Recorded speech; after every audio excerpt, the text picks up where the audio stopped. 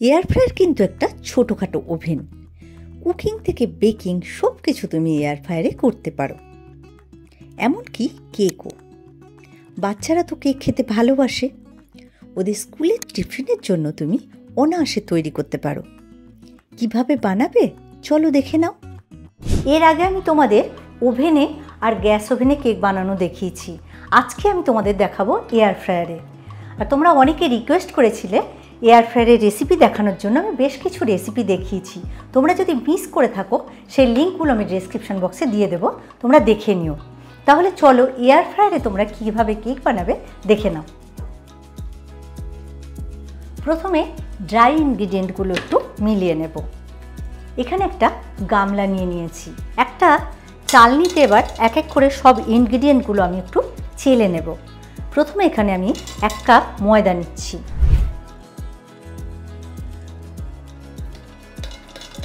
ময়দাটার মধ্যে ঢেলে দিচ্ছি। 1 কাপ যেহেতু ময়দা নিয়েছি তাই এখানে আমি হাফ টিস্পুন বেকিং পাউডার দিচ্ছি, কারণ এই মাপটাকে সবসময় ঠিক রাখতে হবে, তবে কেকটা সুন্দর হবে। এটা দেখো 1/4 টিস্পুন, তো এটার থেকে আমি তার অর্ধেকটা আমি এখানে বেকিং সোডা দিচ্ছি। এটা কিন্তু তোমরা স্কিপ করবে না, কারণ কেকটাকে রাইস করতে তোমার বেশি হেল্প করবে এই বেকিং সোডা।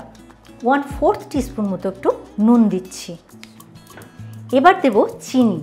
যেহেতু 1 কাপ ময়দা নিয়েছি তাই আমি এখানে 1 কাপ চিনি দেব। এই চিনিটা আমি এর মধ্যে দিয়ে দিচ্ছি, কিন্তু সবটা দেব না, খানিকটা রেখে দেব, পরে যখন আমি ডিম বিট করব তখন কাজে আসবে। এখানে আমি গুঁড়ো চিনি ইউজ করেছি। ময়দার এই মিক্সটা 2বার থেকে 3বার চেলে নেবে, ইনগ্রিডিয়েন্টগুলো তাহলে ভালোভাবে মিশে যাবে আর কেকটা তত সুন্দর হবে। ময়দা 1 কাপ হলে তোমাকে হাফ কাপ এখানে তেল দিতে হবে। আমি এখানে সাদা তেল নিয়েছি।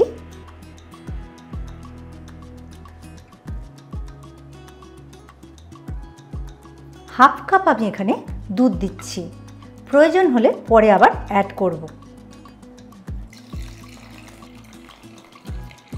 স্প্যাচুলা দিয়ে এটাকে এইভাবে কাট অ্যান্ড ফোল্ড, এই মেথডে পুরোটা আমি মিলিয়ে নেব, কারণ কেক তৈরি করার এটাই নিয়ম। তুমি জোরে জোরে এটাকে ঘোরাতে পারবে না, এইভাবে তোমাকে আস্তে আস্তে পুরোটা মিশিয়ে নিতে হবে। কতটা স্মুথ হয়েছে দেখো, ঠিক এই রকম হবে।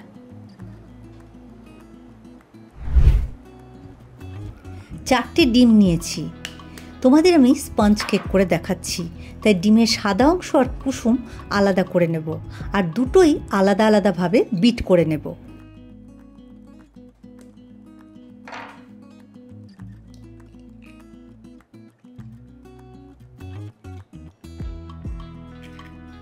আমি এখানে ইলেকট্রিক ব্লেন্ডার ইউজ করেছি, কারণ এতে ডিমের সাদা অংশটার মধ্যে হাওয়া ঢুকে হালকা হয়ে ফোমের মতো হয়, যেটা তুমি হাতে করে উঠতে পারবে না।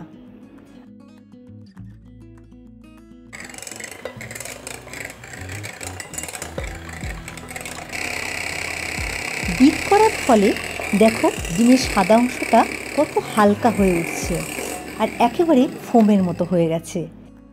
স্পঞ্জ কেকের জন্য আমাদের এই রকমই দরকার। এবার বাকি চিনিটা দিয়ে ডিমের কুসুমটাও একটু বিট করে নেব, তাতে করে বেশ হালকা এয়ারি হবে। এবার ময়দার ব্যাটারটার মধ্যে ফ্যাটানো ডিমের কুসুমের মিশ্রণটা দিয়ে হালকা হাতে মেশাবো। 1 টেবিল স্পুন মতো আমি ভ্যানিলা এসেন্স দিচ্ছি। তারপরে আমি যে ডিমের সাদা অংশটাকে বিট করে ফোমের মতো করেছি সেইটাকে অল্প অল্প এই ব্যাটারটার মধ্যে দিয়ে মেশাবো। বেশ হালকা হাতে করতে হবে, কিন্তু জোরে জোরে করলে কি হবে, আমি যে এয়ার ক্রিয়েট করেছি সেটা নষ্ট হয়ে যাবে। তোমাদের কেক টিন কিভাবে গ্রিস করবে সেটা দেখাচ্ছি। এটা একটা 1 পাউন্ড কেক, এটা একটা লাইনার, তো বাটার পেপার, এটাকে আমি এই বাটির মাপ করে কেটে নিয়েছি। তাতে করে কী হবে, কেকটা আটকে যাবে না, সুন্দরভাবে ডিমোল্ড হবে। আর এরকমভাবে একটা বাটার পেপার কেটে নিয়েছি, যেটা 4-5 দিয়ে লাগিয়ে দেবো। এবার একটু অয়েল গ্রিজ করে নেব।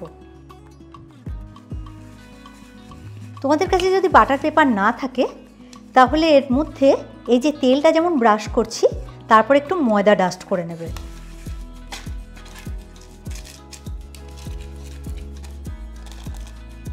এটাকে এইভাবে বসিয়ে দিচ্ছি। ব্যাটারটা এবার যে কেক টিনটা রেডি করেছি তার মধ্যে ঢেলে দেব। ব্যাটারটা ঢালার পরে একটু ফাঁকা জায়গা রাখবে, কারণ কেকটা রাইস হতে গেলে একটু জায়গা দিতে হবে। এবার এয়ার ফ্রায়ারটা আমি প্রিহিট করে নেব। 160 ডিগ্রি টেম্পারেচারে 5 মিনিট প্রিহিট করব। এয়ার ফ্রায়ার দেখো অফ হয়ে গেল, প্রিহিট হয়ে গেছে।